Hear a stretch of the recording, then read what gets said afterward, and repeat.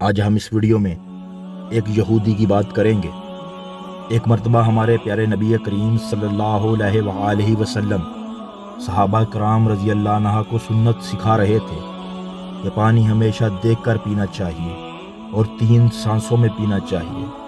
اتفاق سے ایک یہودی بھی چھپ کر نبی کریم صلی اللہ علیہ وآلہ وسلم کی یہ باتیں سن رہا تھا۔ ہمارے پیارے نبی کریم صلی اللہ علیہ وآلہ وسلم پر ہماری جانیں قربان، ہمارا مال سب کچھ قربان۔ نبی کریم صلی اللہ علیہ وآلہ وسلم کے کلام میں تاثیر ہی ایسی تھی کہ مسلمان ہو یا غیر مسلم، ہمارے پیارے آقا مصطفیٰ صلی اللہ علیہ وآلہ وسلم کی تعلیمات سے متاثر ضرور ہوتے تھے۔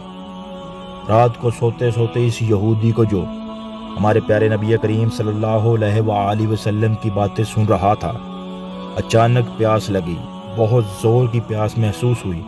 جب اس یہودی کو پیاس لگی تو وہ اپنی بیوی سے بولا کہ مجھے اچھی طرح دیکھ کر پانی پلاؤ۔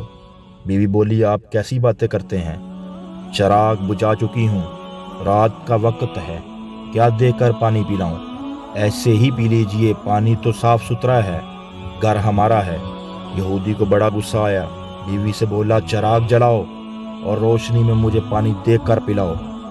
بیوی نوک جھوک کرتی رہی، سمجھی کہ شوہر پاگل ہو گیا ہے۔ آخر یہودی خود اٹھا اور چراغ روشن کیا۔ چراغ کی روشنی میں اس کی بیوی نے دیکھا کہ اندھیرے میں جو پانی شوہر کو پلا رہی تھی اس میں ایک سیاہ بچھو تیر رہا ہے۔ یہودی بھی دیکھ کر حیران رہ گیا، اس پانی میں سیاہ بچھو تیر رہا ہے۔ بیوی کو اس نے تمام ماجرا سنایا۔ اس طرح اس نے چھپ کر نبی کریم صلی اللہ علیہ وآلہ وسلم کی باتیں سنی تھیں کہ پانی ہمیشہ دیکھ کر پینا چاہیے۔